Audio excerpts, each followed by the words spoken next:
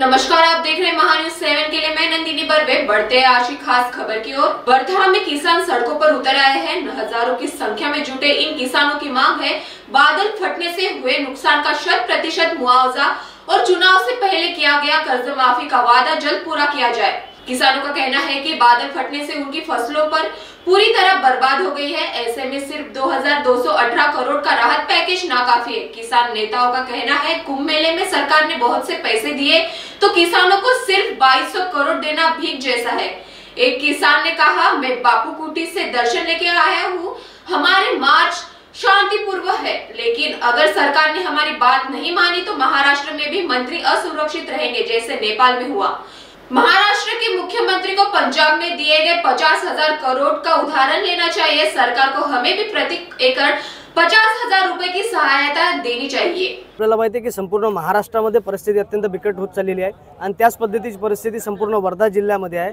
शेतकऱ्याला आता भरीव मदतीची आणि ओला दुष्काळ जाहीर करण्याची मागणी घेऊन आम्ही रस्त्यावर उतरलेलो आहे। ज्या पद्धतीनं मुख्यमंत्र्यांनी देवाभाऊंनी जो शब्द दिला होता निवडणुकीच्या काळामध्ये की तुमची कर्जमाफी करू, तर ती योग्य वेळ आहे कर्जमाफीची। आता जे बघितलं असेल की मुख्यमंत्र्याचं एक स्टेटमेंट व्हायरल होत आहे, ते मदतीसाठी धाराशिवला गेले तर एका शेतकऱ्यांनी त्यांना विचारलं की हेक्टर तुम्ही किती मदत देणार आहे, तर त्यावर मुख्यमंत्री महोदय एक असंवेदनशील उत्तर त्यावर देतात की तुम्ही या ठिकाणी राजकारण करू नका। आमचा त्यांना प्रश्न आहे की निवडणुकीच्या काळामध्ये तुम्ही शेतकऱ्यांची दिशाभूल करून कर्जमाफीचं आश्वासन देऊन जी आमची मतं गेली तेव्हा तुम्ही ते राजकारण केलं नाही का? आता हे राजकारण चालणार नाही, तुमची दडपशाही चालणार नाही। मी बघितलं की या ठिकाणी मोर्चा आयोजित केल्यानंतर पोलिसांनी आम्हाला नोटिसा दिलेल्या आहे। तुमच्या नोटिसाला आम्ही घाबरणार नाही आहोत। आम्ही याच्या पुढे जर ओला दुष्काळ जाहीर केला नाही, संपूर्ण कर्जमाफी केली नाही, तर या वर्धा जिल्ह्यामध्ये उद्रेक झाल्याशिवाय राहणार नाही। आज हजारोच्या संख्येने वर्धा जिल्ह्यातला शेतकरी रस्त्यावर उतरलेला आहे। या शेतकऱ्यांची मागणी एकच आहे की ढगफुटी सदृश पावसामुळे जे नुकसान झालं त्याच्यासाठी ओला दुष्काळ जाहीर केला पाहिजे। काल राज्यामध्ये सरकारने जे 2218 कोटीचं पॅकेज जाहीर केलं ते पॅकेज आम्हाला मान्य नाही। तुम्ही कुंभमेळ्याला 14,000-15,000 कोटी रुपये देता आणि आम्हा शेतकऱ्यांना फक्त 2200 कोटी रुपये देता। भिकेसारखी मदत सरकारने केलेली ती आम्हाला मान्य नाही। 100% नुकसान भरपाई आम्हाला मिळाली पाहिजे, ही आम्हा सगळ्या शेतकऱ्यांची मागणी आहे। आणि निवडणुकीपूर्वी तुम्ही जे कर्जमुक्तीचं आश्वासन दिलं होतं ते सुद्धा पूर्ण केलं पाहिजे। योग्य वेळ आल्यावर करू, आता हीच योग्य वेळ आहे ओल्या दुष्काळाची परिस्थिती, त्यामुळे ओला दुष्काळ जाहीर करून कर्जमुक्ती केली पाहिजे। सोयाबीनच्या DOCच्या निर्यातीला प्रोत्साहन दिलं पाहिजे आणि बाहेरून देशातून येणाऱ्या तेलावर आणि कापसावर आयात शुल्क लावलं पाहिजे, ही मागणी या निमित्तानं आहे। आणि स्थानिक मागण्या घेऊन आज आम्ही मोठ्या संख्येने रस्त्यावर उतरलेलो आहे। आज शांततेच्या मार्गाने आलो। मी बापू कुटीचं दर्शन घेऊन महात्मा गांधीच्या मार्गाने हा शांततेने मोर्चा निघालेला आहे।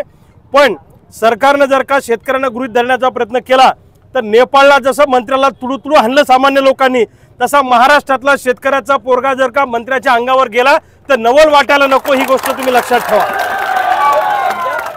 पंजाबला भरीव मदत एकरी 50,000ची मदत त्या सरकारने त्या ठिकाणी केली होती। पंजाबचा आदर्श महाराष्ट्राच्या मुख्यमंत्र्यांनी घेतला पाहिजे आणि आम्हाला सुद्धा एकरी 50,000 रुपयाची मदत या माननीय मुख्यमंत्र्यांनी केली पाहिजे।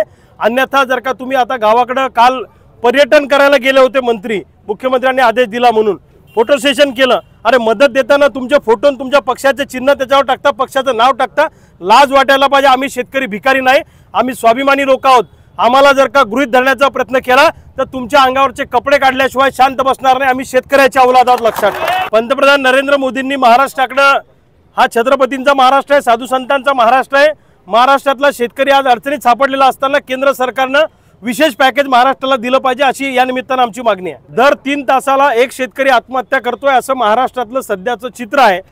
आता दर मिनिटाला आत्महत्या केल्यावर मग सरकारला जाग येणार आहे का? किती शेतकऱ्यांचे बळी घेतल्यावर सरकारला जाग येईल, हा खऱ्या अर्थानं प्रश्न आहे। आमच्या रक्ताचा नैवेद्य सरकारला पाहिजे असेल तर तो सुद्धा आम्ही द्यायला तयार आहे।